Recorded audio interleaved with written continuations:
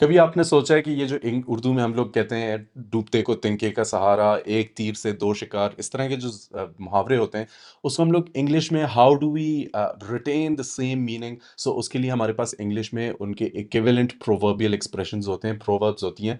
सो आज के इस वीडियो के अंदर we are going to do exactly the same, कि हम लोग वो उर्दू के प्रोवर्ब्स उठाएंगे और उनको इंग्लिश इक्विवेलेंट्स उनके उनके देखेंगे, and along with that we are also going to have a look at sentence के अंदर हम उस प्रोवर्ब्स को किस तरह से यूज करते हैं। This is the part 2 of proverbs. If you haven't yet watched part 1 of this video, जिसके अंदर हमने बहुत सारे प्रोवर्ब्स, उर्दू के प्रोवर्ब्स और उसका English equivalents along with sentence structures जो हमने देखे थे, तो वो अगर आपने नहीं देखा हुआ, so first you need to go there. You can find the link of that video in the description. उसको भी देख लेना.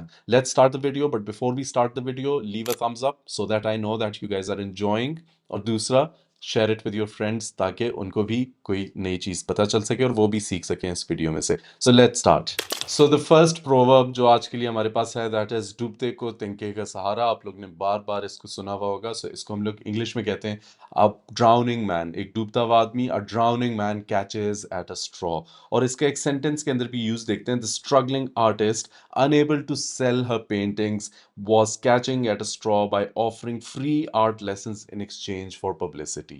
ठीक हो गया। हमने उसका यूज भी देख लिया। अगला प्रोवर्ब देखते हैं। अगला है बात का बतंगड़ बनाना। राइट। अक्सर होता है ना कि आप इस तरह के लोग देखते हो कि छोटी सी बात से वो एक एक पूरा एक मामला बना देते हैं। राइट। उसको हम लोग क्या कहते हैं, अ storm in a tea cup, या इसको हम लोग ये भी कह सकते हैं, अ Tempest in a T pot. Right. ये दोनों अपने पास नोट कर लो, ये मैं यहाँ पे लिख भी देता हूँ, अ Tempest in a T pot. Right. ये दोनों इसके इक्विवेलेंट्स हैं और इन दोनों को आप यूज कर सकते हो, और ये आपको इसका meaning, make a big deal out of a small और अनइम्पॉर्टेंट ट्रिवियल इशू। सेंटेंस के अंदर use the argument over who left the light on. वो अक्सर होता है ना, घर के अंदर किसने लाइट ऑन छोड़ी थी, किसने पंखा ऑन छोड़ा था, किसने एसी ऑन छोड़ा था। So the argument over who left the light on became a storm in a tea cup. It was such a small issue to fight over. Right. अगला देखते हैं। अगला हमारे पास क्या है, कदर खोता है रोज रोज का आना जाना। राइट। इसके लिए हम लोग इंग्लिश में क्या कहते हैं, so contempt familiarity breeds contempt. Contempt किसको कहते हैं, थोड़ा सा नफरत को कहते हैं। फेमिलियरिटी, जिस चीज़ के साथ आप बहुत ज़्यादा फेमिलियर होते हैं, जिस चीज़ का आपको बहुत ज़्यादा पता होता है। Right. Familiarity breeds contempt. Right. कदर खोता है रोज रोज का आना जाना। The use, the neighbours enjoyed each other's company at first। शुरू में उन्होंने एक एक दूसरे की कंपनी, एक दूसरे के साथ बैठ के उन्होंने बड़ा एंजॉय किया। But after constant interactions they began to annoy each other, proving that familiarity breeds contempt। कि शुरू के अंदर तो वो बड़े अच्छे घुल मिल के, लेकिन बाद में जब उनकी इंटरेक्शन बढ़ती चली गई तो उन्होंने कहा यार ये क्या है। It became familiarity breeds contempt। And then we have the next one, आंख ओझल पहाड़ ओझल। राइट। इसके लिए हम लोग इंग्लिश में कहते हैं out of sight out of mind. Right.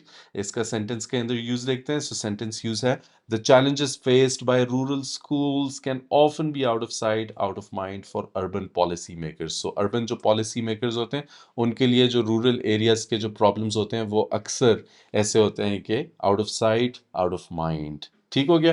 Then we have the next one, अपनी गली में कुत्ता भी शेर होता है। राइट।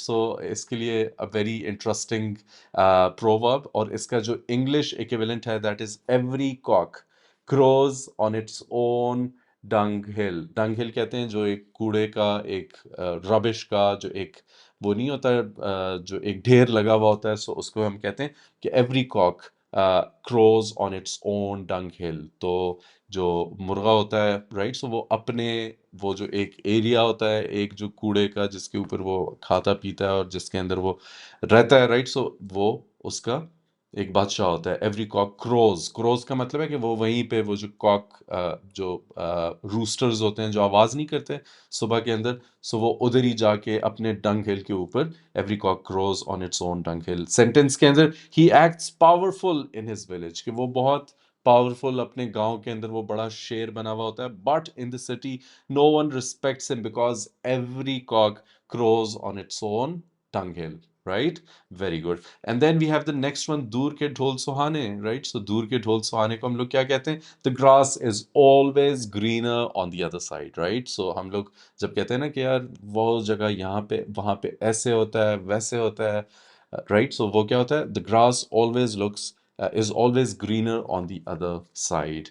And इसका जो sentence के अंदर usage है, she envied her friends seemingly perfect life abroad, कि उसको लग रहा था कि वो तो बहुत एक उम्दा जिंदगी गुजार रही है उसकी दोस्त बाहर, but forgetting that the grass is always greener on the other side. So it's a proverb, उसको हमने use भी करके देख लिया. And then we have चोर की दाढ़ी में तिनका, right? So चोर की दाढ़ी में तिनका, a guilty conscience needs no accuser, right? So एक चोर की दाढ़ी में तिनका, a guilty conscience. Conscience किसको कहते हैं? Conscience कहते हैं ज़मीर को, कि एक गिल्टी कहते हैं जो जिसको पहले ही थोड़ा सा शर्मिंदा होता है जो बंदा अपने गलत किए हुए पे. So a guilty conscious needs no accuser, कि उसको कोई अक्यूजर कहते हैं जो आप पे इल्ज़ाम लगाए, सो उसकी कोई ज़रूरत नहीं है एक गिल्टी कॉन्शियस की, ठीक है. And this picture aptly represents कि उसको पता है कि इसने क्या किया हुआ है. The moment they started discussing the missing funds, कि वो जो फंड्स मिस हुए हुए थे, हर हार्ट रेस्ड, उसका दिल जो है वो धक धक करने लगा. She realised that a guilty conscience needs no accuser. ठीक हो गया. And then we have the next one, अपने मुंह मियाँ मिट्ठू बनना. सो वो कुछ लोग होते हैं ना खुद अपनी तारीफ कर रहे होते हैं, सो उसको हम लोग क्या कहते हैं? Blow your own trumpet, right? So अपना ही अपने मुंह से मियाँ मिट्ठू बनना, उसको हम क्या कहते हैं? Blow your own trumpet. And then we have इसका जो मीनिंग है, to talk boastfully about one's achievements, कि अपने आप के बारे में ही बस मैं तो ये मैं वो.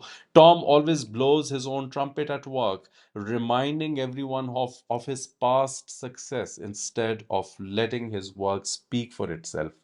So अपने काम को वो खुद उसके बारे में बड़ा बढ़ा चढ़ा के बताता है, और ये नहीं करता कि वो अपने काम को अपने काम से दिखाए कि वो किस तरह का उसकी अचीवमेंट्स हैं. सो अपने मुंह मियाँ मिट्टू बनना.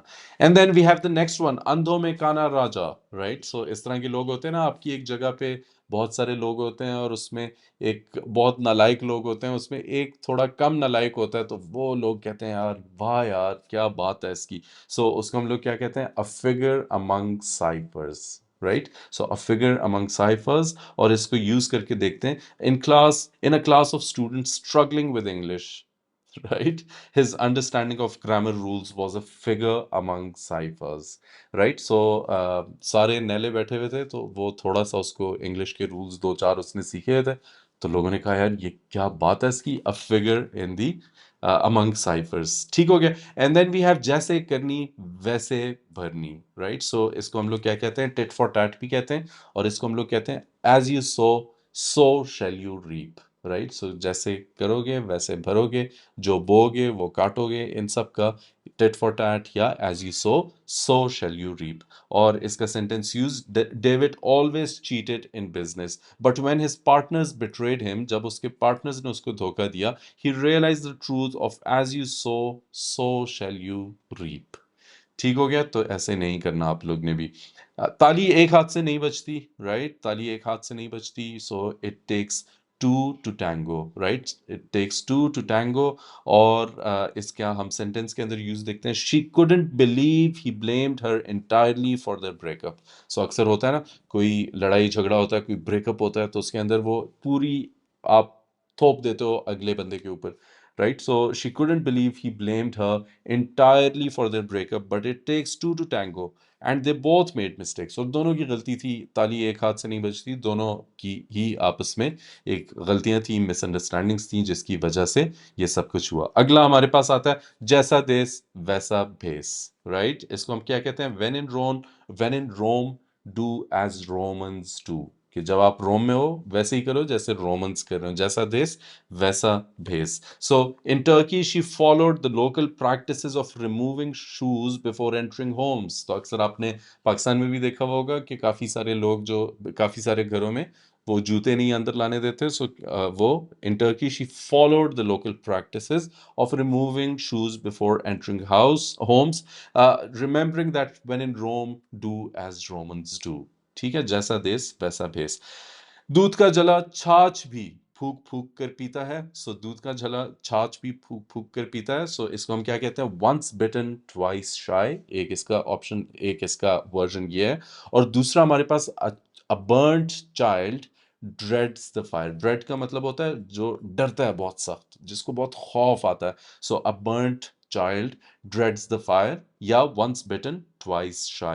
So she avoided lending money to her friends after the previous incident. So पहले उसके दोस्तों ने उसको पैसे उससे उधार लिए और फिर उसको शायद वापस नहीं दिए होंगे। सो उसने सीख लिया उससे, once bitten twice shy, right. So यहाँ पे क्या वो बता रहा है कि एक बार उसके साथ हो चुका है, दूध का जला छाछ भी फूक फूक कर पीता है, right.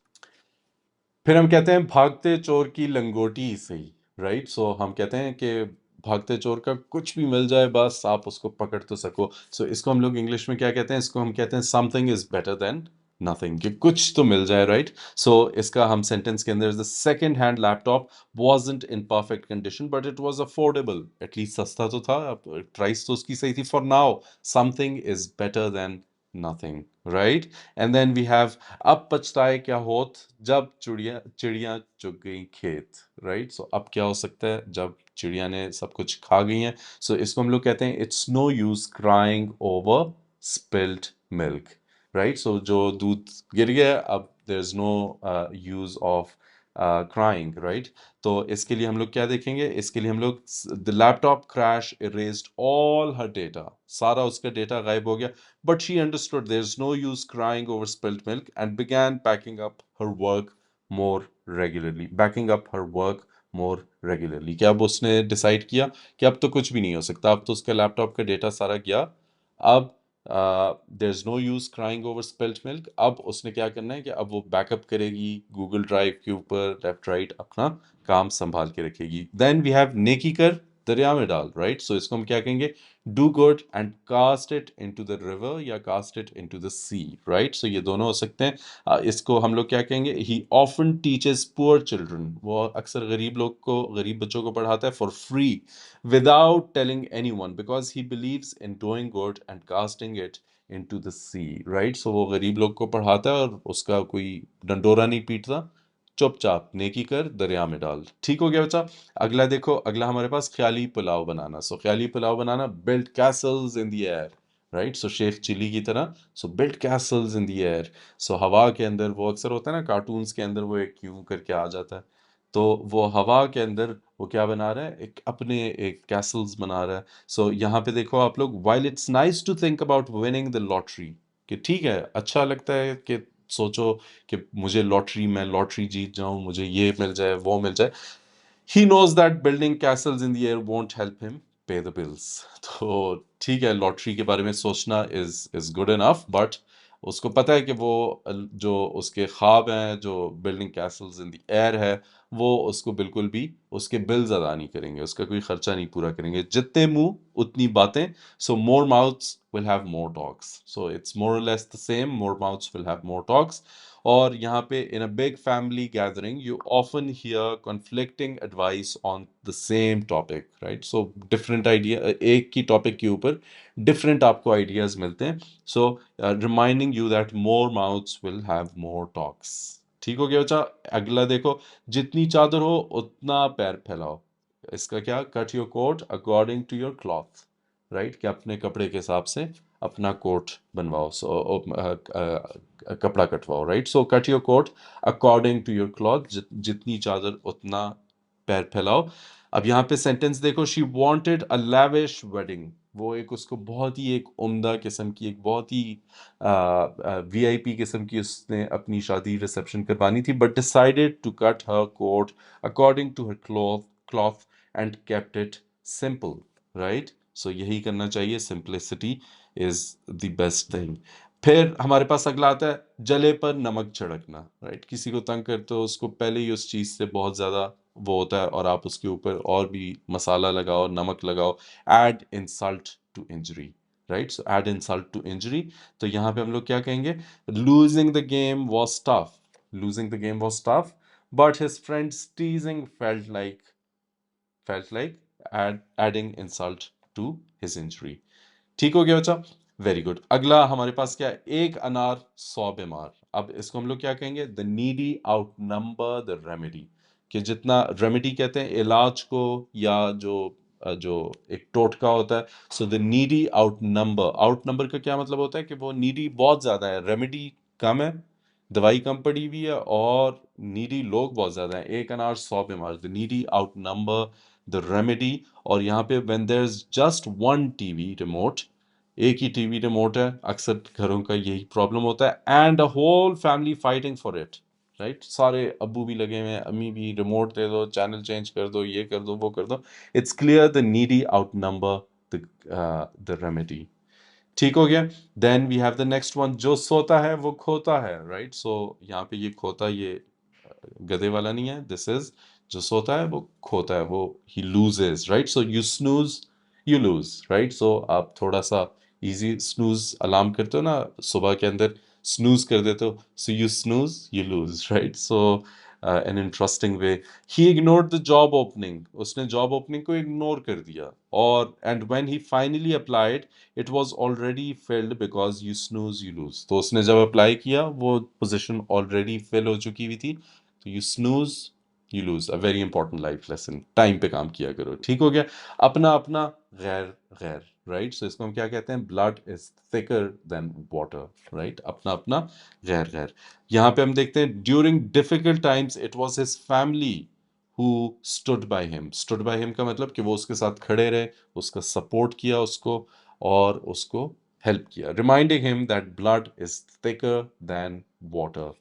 And then we have the next one, जल्दी का काम शैतान का, राइट। सो अक्सर होता है ना कि बंदा जल्दी जल्दी में लगा हुआ होता है और काम खराब ही हो जाता है, haste makes waste, right. So this is the English equivalent, haste makes waste. और इसको हम लोग देखते हैं इसका use, he rush to fix his bike, उसने बड़ा जल्दी जल्दी के अंदर गया कि अपनी बाइक को फिक्स करे विदाउट फॉलोइंग द इंस्ट्रक्शंस। तो अक्सर होता है ना बंदे को काम पता नहीं होता, बस जल्दी जल्दी खोल लेता है, फिर उसको बंद करना नहीं आता कि अब इसको वापस से रीअसेंबल कैसे करें। So and it ended up even more broken because haste makes waste, right. So जल्दी का काम शैतान का, हेस्ट मेक्स वेस्ट।